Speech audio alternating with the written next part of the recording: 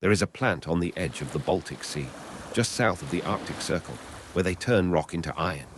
The only thing coming out of the exhaust is water.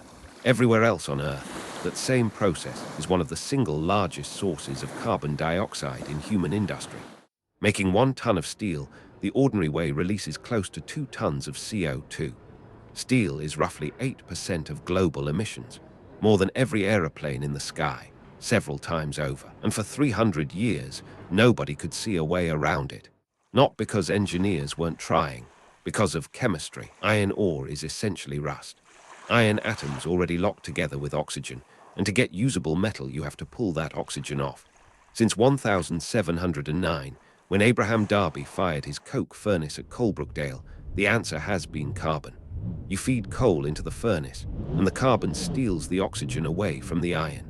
Carbon plus oxygen makes carbon dioxide, which means the CO2 isn't a side effect of the fire. It is the reaction. You cannot filter out the thing the process is actually doing, which is why the Swedish proposal, when it arrived, sounded almost too simple to be serious. Use hydrogen instead of carbon. Hydrogen also wants oxygen. It just makes something different when it takes it. Take the oxygen off with hydrogen, and what leaves the reactor is steam, water, nothing else. In 2016, 3 Swedish companies put their names to it: SSAB, the steelmaker; LKAB, the state-owned iron ore miner; and Vattenfall, the state-owned power utility. They called it HYBRIT. That combination matters more than it looks. To change how iron is made, you need the ore, the furnace, and an enormous amount of clean electricity. Almost nowhere does one country own all 3, because there was a catch, and it was physics. When carbon strips the oxygen off iron, the reaction gives off heat. The furnace partly runs itself. When hydrogen does it, the reaction absorbs heat. It takes energy instead of giving it. Every joule the coal used to donate, you now have to buy. On the 31st of August 2020, the pilot plant at Luleå started up. What comes out of it isn't molten metal. The reduction happens around 800 to 900 degrees hot, but below iron's melting point. So the ore keeps its shape and loses its oxygen from the inside out. The result is called sponge iron. Grey, porous, honeycombed, still pellet-sized. Light in the hand in a way iron shouldn't be. Melt that in an electric arc furnace, and you have steel. The same steel. Nothing about the finished product asks where its oxygen went. In August 2021, SSAB delivered the first batch of it to the Volvo Group. By October, Volvo had built a load carrier for mining sites out of it, the first vehicle in the world made from steel that had never touched coal. A few tons of steel. In global terms, a rounding error. But it proved the whole chain held together, end to end, in the real world. Then came the parts that don't photograph well. In 2022, they blasted a hydrogen store into the bedrock at Svartabudget, outside Luleå. A lined rock cavern about 30 meters down, holding 100 cubic meters of gas. Why bury hydrogen in a mountain? Because wind and water don't deliver power evenly, and prices swing hour by hour. You make hydrogen when electricity is cheap and abundant, and store it so the furnace never has to stop. The cavern is the battery.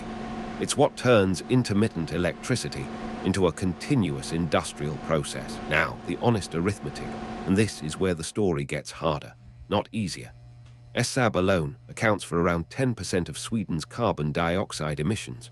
Converting its mills is expected to need something like 15 terawatt-hours of extra electricity a year. And if LKAB converts its own ore production to sponge iron, estimates run closer to 55 terawatt-hours.